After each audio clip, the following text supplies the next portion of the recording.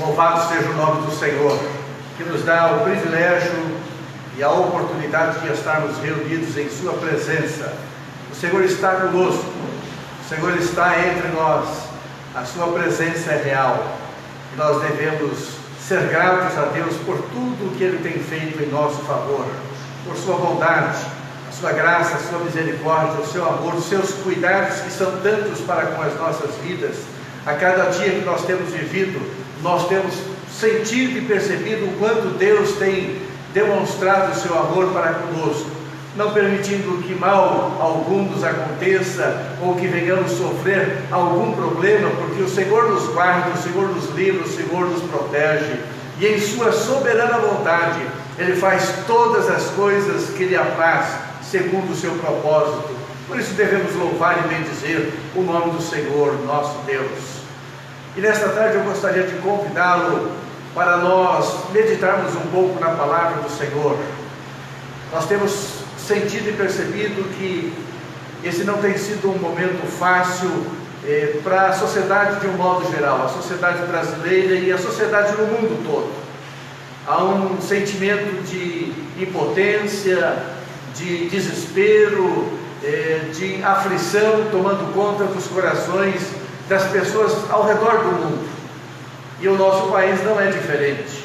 Nós vemos as dificuldades que as autoridades têm para manter todas as coisas dentro de um equilíbrio, com uma decisão acertada, dentro de um propósito que venha beneficiar o povo como um todo, não apenas uma parte dele, mas o povo como um todo. Isso demonstra a realidade do ser humano, demonstra a fragilidade do ser humano. E por isso, os nossos olhos devem estar voltados para o Senhor que fez os céus e a terra, aquele que tem todo o poder nos céus e na terra, e em cujas mãos estão as rédeas de todo o universo. Não há nada, absolutamente nada, que escape à vontade e propósito de Deus. A sua vontade é soberana sobre todas as coisas, e portanto nós devemos estar descansados no Senhor nosso Deus. E por isso convido você nesse momento a abrir a Bíblia, a palavra de Deus, para nela nós meditarmos um pouco nesta tarde. E eu quero meditar com você na carta que escreveu o apóstolo Paulo, a sua segunda carta aos Tessalonicenses, e nós vamos ler alguns versos do capítulo 3, os primeiros versos do capítulo 3, do primeiro ao quinto verso, para entendermos o que Deus tem para as nossas vidas nesta tarde. Já estamos há alguns dias em que a sociedade como um todo foi colocada em regime de isolamento social. Embora em alguns lugares, com algumas dificuldades, as pessoas estão indo e vindo, algumas estão trabalhando, outras estão produzindo, outras estão comercializando, mas isso de uma maneira muito tímida, e isso causa uma insegurança. E nós vemos que as pessoas, por conta disso, ficam aflitas, ficam angustiadas, ficam sem direção, sem orientação. Embora o governo se esforce para transmitir confiança e segurança ao povo a respeito das decisões tomadas, nós sabemos que há no coração do povo, de um modo geral, um sentimento de insegurança, de impotência. Mas nós devemos voltar os nossos olhos para a palavra de Deus, que ela é eterna, ela é eficaz, ela tem poder de penetrar a nossa mente e a nossa alma e o nosso espírito, e discernir aquilo que está no nosso coração, e através do Espírito Santo de Deus nos fazer entender o que Deus tem para as nossas vidas neste momento. Nós, como igreja de Jesus Cristo, nós, como servos de Deus, nós temos que ter um entendimento do que Deus espera de nós neste momento de crise. E sabemos que a crise não está instalada apenas por conta do vírus que se manifestou no nosso país, mas está principalmente pela falta de fé e confiança em Deus da sociedade brasileira. e devemos voltar os nossos olhos para a palavra do Senhor. Vejamos o que diz então o capítulo 3 da segunda carta do apóstolo Paulo aos Tessalonicenses. No seu primeiro verso, o texto está escrito o seguinte: no demais, irmãos, rogai por nós, para que a palavra do Senhor tenha livre curso e seja glorificada, como também o é entre vós, e para que sejamos livres de homens dissolutos e maus, porque a fé não é de todos, mas fiel é o Senhor, que vos confortará e guardará do maligno. E confiamos de vós no Senhor, que não só fazeis, como fareis o que vos mandamos. Ora, o Senhor encaminhe o vosso coração no amor de Deus e na paciência de Cristo. Que o seu coração esteja aberto para entender aquilo que Deus tem para os nossos corações neste momento.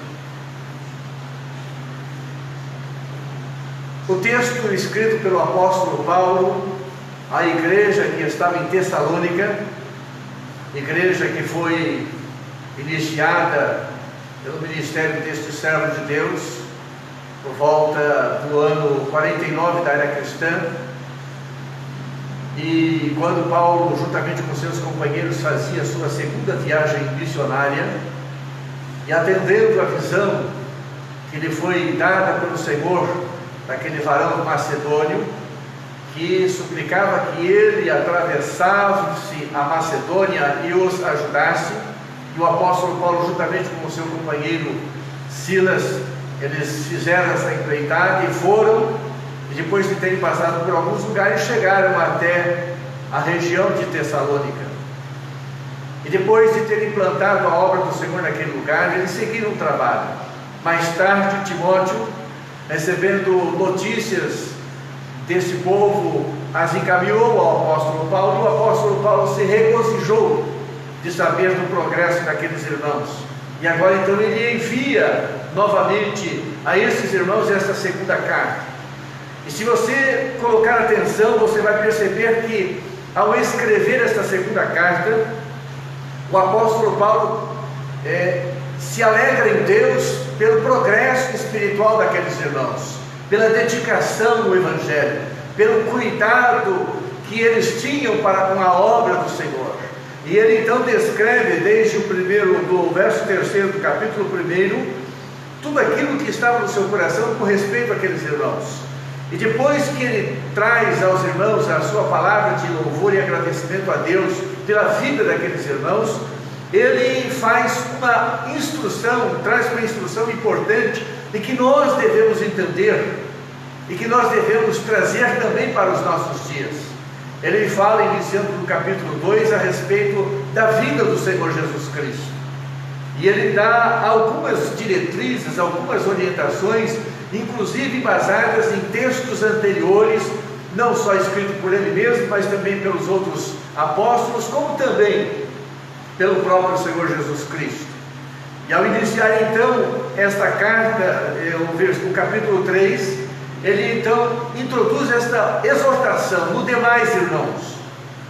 Ou seja, ele faz uma pausa, chama a atenção dos irmãos, para que os irmãos estejam atentos com respeito àquilo que ele vai pontuar nesses primeiros versos, quando ele diz: rogai por nós, para que a palavra do Senhor, rogai por nós, para que a palavra do Senhor tenha livre curso.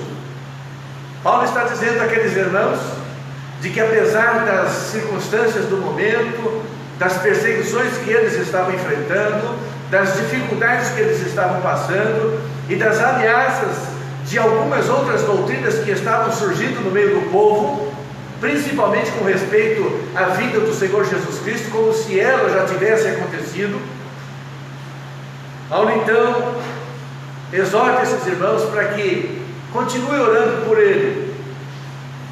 E aqui nós entendemos uma coisa importante, irmãos: a igreja tem um compromisso diante de Deus de orar pelos ministros da palavra, por aqueles que têm o cuidado do rebanho do Senhor, por aqueles que estão à liderança da igreja, aqueles que estão na linha de frente, para que estes sejam instrumentos nas mãos de Deus para trazer o que Deus tem para as suas vidas através dos seus servos. Assim como Paulo entendeu que a oração daqueles irmãos teria eficácia diante do Senhor ao rogar em seu favor e da própria palavra que ele estava ministrando, nós entendemos que a igreja nesse tempo presente, em que há uma convulsão social, em que há uma crise instalada, em que há um pânico e há um medo por conta daquilo que está sendo noticiado, nós devemos estar orando em favor daqueles que têm a responsabilidade como arautos do Senhor para pregarem a palavra de Deus com liberdade e ousadia. E ele faz um destaque importante: para que a palavra do Senhor tenha livre curso e seja glorificada. O que isso quer dizer? Que quando nós anunciamos a palavra de Deus ao coração daqueles que nos ouvem, como você está nos ouvindo neste momento, através deste canal de internet, você, ao receber a palavra de Deus, você é tocado pela graça de Deus, o Espírito Santo de Deus move o seu coração, você é abençoado, você é fortalecido na graça e na fé em Jesus Cristo. Você então glorifica o Senhor. Mas quando vem alguma palavra, seja de quem quer que seja, que estremece o seu coração, que tira o seu sossego, que não faz você refletir corretamente sobre aquilo que está sendo dito, você fica com dúvidas no seu coração. Por isso nós devemos colocar diante de Deus a vida daqueles que ministram a palavra, para que ela tenha livre curso, tal qual ela é, assim como Deus a inspirou pelo seu Espírito Santo através dos homens que as escreveram, para que ela possa chegar ao seu coração e, debaixo da graça de Deus, te abençoar para a glorificação do nome do Senhor. O verso 3 desse mesmo texto lido ainda diz o seguinte: mas fiel é o Senhor, que vos confortará e guardará do maligno. Põe atenção nisso. Fiel é o Senhor. Talvez você tenha passado por situações em que a sua confiança em A, B ou C tenha sido estremecida por razões outras, quem sabe por alguma atitude errada, por uma palavra dita fora de tempo, ou por expressar alguma coisa que não confere com aquilo que está escrito na palavra de Deus, e então o seu coração se estremece com respeito àquela pessoa, e você já não confia tanto nela. Isso faz parte da nossa natureza. Muitas vezes nós erramos, muitas vezes tropeçamos. A palavra de Deus nos exorta que feliz é o varão que não tropeça em alguma palavra. Assim nós entendemos que, em razão da natureza humana, muitas vezes nós cometemos erros. Sim, cometemos erros, mas aquele a quem nós servimos, aquele que é perfeito, santo, aquele que é incomparável, aquele que é eterno, mesmo nos dias da sua carne, não errou, não pecou. E por isso, quando o apóstolo Paulo o toma para dizer a cada um de nós: mas fiel é o Senhor, ele está dizendo que o Senhor jamais faltará com você, o Senhor jamais te deixará, o Senhor jamais te abandonará. Em todo o tempo a sua mão estará sobre a sua vida. Em todos os momentos e em todos os trânsitos da nossa vida, o Senhor estará em Cristo. Voltar os nossos corações, os nossos pensamentos e os nossos olhos para o Senhor Jesus Cristo, porque Ele é aquele que está ao nosso redor em todo o tempo. Ele não falhará conosco, Ele não faltará conosco, Ele não nos desamparará. Por isso nós devemos estar voltados à fidelidade do Senhor. E o apóstolo Paulo está dizendo que este mesmo Senhor é quem vos confortará. E essa expressão vos confortar significa dar um suporte confortável no momento de crise, no momento de luta, de aflição, de dor, de inquietação da alma, de desesperançada que esteja.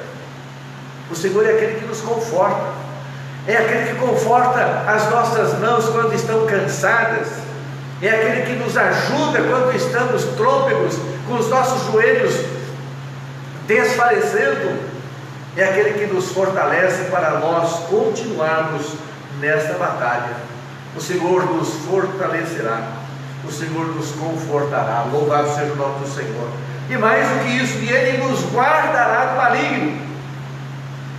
Às vezes as pessoas têm receios, têm medos, entram em crises, quando alguém que tem projeção ou política, ou social, ou cultural, ou mesmo religiosa, e transmite uma palavra que gera um desespero no coração das pessoas, as pessoas ficam aflitas, e às vezes elas fogem, e às vezes elas não dão conta do risco que elas estão correndo. Mas a Bíblia nos ensina de que nós não devemos temer o homem, que pode fazer perecer o nosso corpo, a nossa alma, mas devemos temer a Deus, que pode fazer perecer não só o corpo, como o espírito também, no inferno. E aqui o Senhor Jesus Cristo está sendo tomado para instruir o coração dos crentes quanto à confiança que eles devem ter em Jesus Cristo, de que não apenas Ele os confortará, como também os guardará do maligno. Irmãos, não importa qual seja o estratagema, não importa qual seja as ciladas ardis do maligno, não importa quais sejam as suas armas, não importa quais sejam a sua força ou o exército que ele venha a usar para lutar contra os seus. A palavra de Deus nos dá garantia de que o Senhor Jesus Cristo é aquele que nos guardará do maligno. Louvado seja o nome do Senhor. E aí o apóstolo então chama a atenção dos irmãos para uma coisa importante naquele momento. O verso 4 diz o seguinte: e confiamos de vós no Senhor, que não só fazeis, como fareis o que vos mandamos. Aqui o apóstolo Paulo está lançando diante desses irmãos um voto de confiança e de esperança naqueles crentes. E é o que nós fazemos hoje. Nós lançamos um voto de confiança e de esperança em você, meu irmão e irmã que está nos assistindo, de que você não apenas continuará a fazer aquilo que nós estamos orientando, tudo aquilo que nós temos trazido ao seu coração da parte de Deus, a instrução que o Senhor tem dado a você através da nossa boca por sua palavra, as orientações quanto a fazer e não fazer. Mas o texto nos mostra também de que eles estarão fazendo, não apenas fazendo no presente, mas eles vão fazer no futuro, um futuro imediato. E nesse momento eu gostaria que você colocasse atenção nessas questões que eu vou te colocar. Existe um clima de confusão no ar. As pessoas estão ouvindo muitas vozes. Há muitas informações correndo nas mídias e redes sociais. As pessoas estão entrando em histeria. As pessoas não estão sabendo em quem acreditar. Um fala de um jeito, o outro fala de outro jeito. Um diz que é de uma coisa, o outro diz que é de outra coisa. E vem o terceiro e fala o que ele acha a respeito do primeiro e do segundo. E aí cria mais confusão ainda.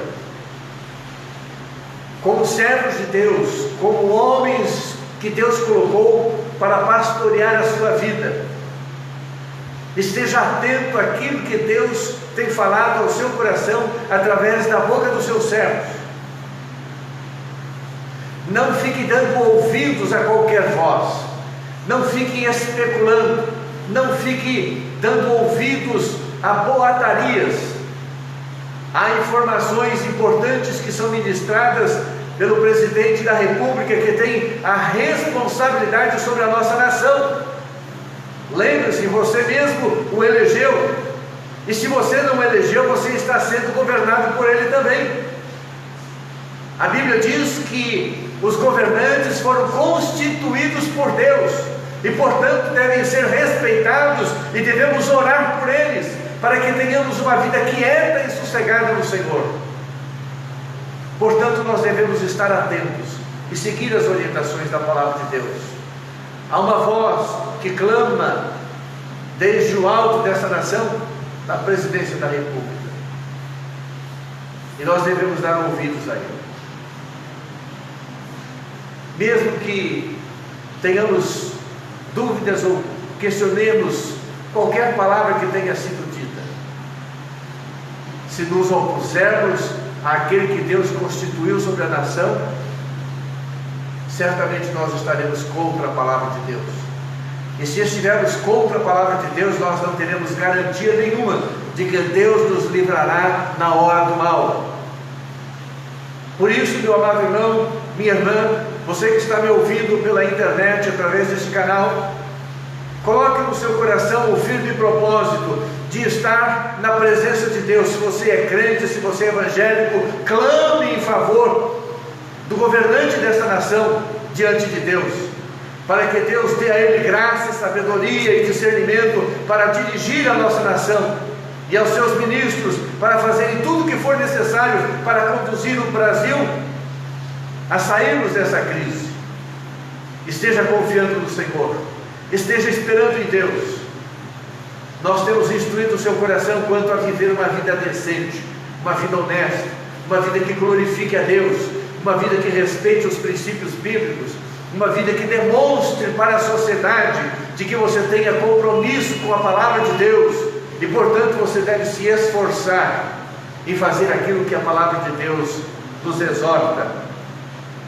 E é nesse sentido que eu chamo a sua atenção para esta orientação: e confiamos de vós no Senhor, que não só fazeis, como fareis o que vos mandamos no Senhor. E nós temos dado a você a orientação, a instrução da palavra de Deus, para que você viva conforme a vontade de Deus. Coloque-se diante de Deus, ore, clame pela nação, clame pelas autoridades constituídas, e eu tenho certeza que a resposta virá do alto, a resposta virá do Senhor, aquele que é soberano sobre todas as coisas. Concluindo a minha fala, o verso 5 deste texto lido nos diz: ora, o Senhor encaminhe o vosso coração no amor de Deus e na paciência de Cristo. É importante que o seu coração neste momento esteja permeado, esteja inundado com o amor de Deus. A palavra do Senhor nos fala em Romanos 5, no versículo 5, que o amor de Deus não traz confusão, porquanto ele foi derramado em nossos corações pelo Espírito Santo que nos foi dado. E quando eu penso em encaminhar a minha vida, o meu coração diante de Deus, no amor de Deus, eu entendo de amar ao Senhor acima de todas as coisas e ao próximo como a mim mesmo. E por essa razão, quando nós recebemos esta exortação da palavra do Senhor, de que nós devemos encaminhar o nosso coração, encaminhar significa dar caminho, é dar um direcionamento, é mostrar o caminho que nós devemos seguir. Por isso nós temos que seguir o que está na palavra de Deus, para que nós tenhamos firmeza, para que estejamos constantes, para que estejamos seguros, para que estejamos guardados pelo poder da palavra de Deus. E encaminhar no amor de Deus é permitir que os seus passos, as suas atitudes, as suas decisões, as suas escolhas, as suas falas, os seus pensamentos, os seus sentimentos, eles sejam permeados pelo amor de Deus. E quando nós permitimos que o amor de Deus inunde a nossa alma, o nosso ser, então nós temos certeza de que nós estamos agradando a Deus, de que nós estamos glorificando ao Senhor, nosso Deus. E ele encerra dizendo: e na paciência de Cristo. O que nós percebemos nesse momento de crise é que as pessoas perdem a paciência. As pessoas começam a tomar o juízo e a justiça em suas próprias mãos e querendo tomar decisões próprias que não lhes competem, sem dimensionar os riscos que colocam sobre a sua vida e sobre a vida do próximo, porque cada um deve exercer a autoridade que Deus lhe deu, porque se não fizermos assim, o caos se instala na nação. Por isso, cada um deve assumir a sua responsabilidade. E quando Paulo toma a pessoa de Cristo para nos instruir quanto a que maneira nós devemos agir nesse momento, ele diz: segundo a paciência de Cristo. O Senhor Jesus Cristo, nos dias do seu ministério, ele deu exemplos abundantes de paciência, principalmente quando chegou o tempo de concluir o seu ministério, quando ele foi entregue nas mãos dos pecadores, quando ele foi afrontado, quando ele foi perseguido, foi insultado, foi desprezado pelos homens. Ele guardou a paciência em seu coração. Nós não sabemos o que nos aguarda no futuro, mas o que está escrito na palavra de Deus seguramente se cumprirá. Entenda isso. Nós não adivinhamos o futuro, porque não somos adivinhos. Aliás, isso é abominável diante de Deus. Mas nós cremos no que está escrito na palavra de Deus. E a palavra de Deus, ela se cumprirá no seu tio e no seu Jota, porque ela é fiel. E ela então nos adverte, nos instrui, nos orienta quanto aos sinais que antecederão a vinda do Senhor Jesus Cristo. E nesse sentido eu peço que você entenda que Deus espera que você seja paciente na tribulação. Não importa qual seja a tribulação que está sobre a sua vida. Talvez você não esteja enfrentando o vírus, mas quem sabe você está enfrentando a crise que está batendo a sua porta, onde você não tem dinheiro para pagar as suas contas. Quem sabe você esteja aflito por não saber o que vai lhe acontecer amanhã, segunda-feira. Não importa qual seja a sua dificuldade, encaminhe o seu coração na paciência de Cristo, e Deus te ajudará no tempo oportuno, porque Ele é o nosso Deus, é o nosso refúgio e fortaleza no tempo da angústia, e Ele está com as suas mãos estendidas para te socorrer, para te abençoar, para te livrar. Por isso nós devemos ser pacientes, pacientes naquela mesma paciência de Cristo. E assim eu tenho certeza que Deus nos sustentará e nos levará adiante, e nós veremos a turbulência dessa crise se acalmar e se afastar, e a normalidade tomar conta da nossa nação, e nós seguimos adiante naquilo que Deus tem colocado em nossas mãos para fazer. Creia nisso, meu irmão, creia nisso, minha irmã. Firme-se na presença do Senhor. Agarre-se pela fé à graça que Deus te concedeu, porque você é salvo em Jesus Cristo, você é liberto do Senhor, você tem uma promessa do céu, o seu nome está escrito no livro da vida, e por esta razão, permaneça firme, fiel e constante na obra do Senhor. Não desanime, não desista, porque o Senhor é contigo, e eu tenho certeza que Ele te ajudará em todo o trânsito, em toda a luta e em toda a aflição. Que o Senhor te abençoe e te guarde, que o Senhor faça resplandecer a luz do seu rosto sobre ti e tenha misericórdia de ti, que o Senhor sobre ti levante a luz do seu rosto e te dê a paz, que o Senhor sustente a tua vida, e renove as suas forças, a sua fé, a sua esperança, e assim você possa continuar firme na presença do Senhor. Eu quero orar por você nesse momento. Não importa o que você esteja passando, não importa as dificuldades, os desafios, as lutas, nós temos a presença do Senhor conosco, e Ele é que nos socorre e que nos ajuda. Vamos orar nesse momento. Feche os seus olhos e incline a sua cabeça.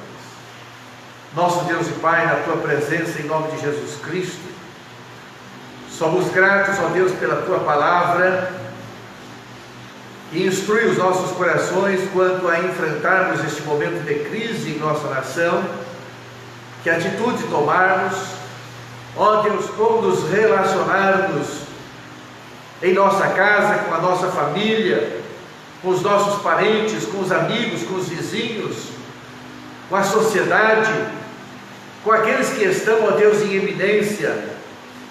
E por isso te pedimos que a Tua bendita mão, Senhor, se estenda sobre a vida de cada um dos Teus filhos que estão nos acompanhando através desta live. Em nome de Jesus Cristo, que a Tua graça venha sobre o seu coração. Ó Deus, que a Tua presença seja manifesta na vida dos Teus servos, e que eles sejam fortalecidos, sejam renovados, sejam, ó Deus, abençoados com todas as sortes de bênçãos espirituais nos lugares celestiais em Cristo Jesus o Senhor. Pai, estende a Tua mão e dá a Tua direção sobre a vida dos Teus filhos, aquilo que eles devem fazer e o que eles não devem fazer, que decisão tomar, que caminho seguir. Ó Deus, guarda-os em Teu nome, livra-os de todo mal, estende a Tua mão, Senhor, e opera para que a Tua bênção venha sobre a vida dos Teus filhos e seus lares. E nós pedimos, abençoa a nação brasileira, abençoa o presidente da República e todos os seus ministros, abençoa, Deus, os governadores de estados, abençoa, Deus, os secretários de estados, os prefeitos municipais e os seus secretários.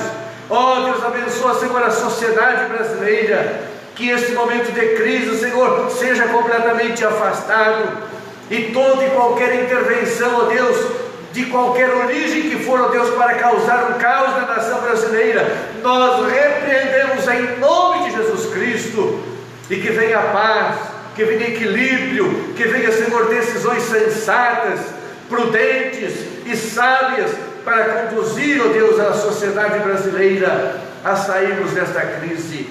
Ó Deus, estende a Tua mão e guarda, Senhor, o povo brasileiro deste mal.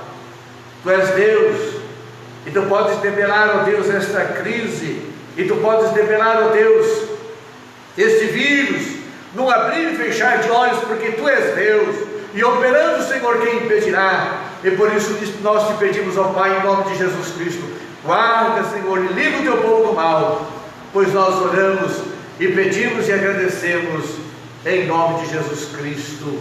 Amém e amém. Que Deus te abençoe, meu irmão, que Deus te guarde, que Deus te ajude em todas as coisas, e que nós tenhamos uma semana de vitória, uma semana abençoada, uma semana de paz, no nome de Jesus Cristo, nosso Salvador amado. Nós estaremos encerrando este culto online, e desde já convidamos os irmãos a que não se dispersem. Nós teremos ainda outros cultos online da nossa igreja, culto regional, o culto da nossa sede em Cosmópolis. Os irmãos poderão também acompanhar. Nós incentivamos os irmãos a que participem. É um momento para estarmos juntos na presença do Senhor. Que Deus te abençoe em nome de Jesus Cristo. Nós vamos orar para impetrar a bênção do Senhor sobre a sua vida. Que o amor de Deus, nosso Pai, a graça salvadora de Jesus Cristo, nosso Senhor, a comunhão e a consolação do Espírito Santo de Deus sejam sobre as nossas vidas hoje e para todos sempre. Todos digam amém. Que Deus te abençoe em nome de Jesus Cristo. A paz do Senhor Jesus.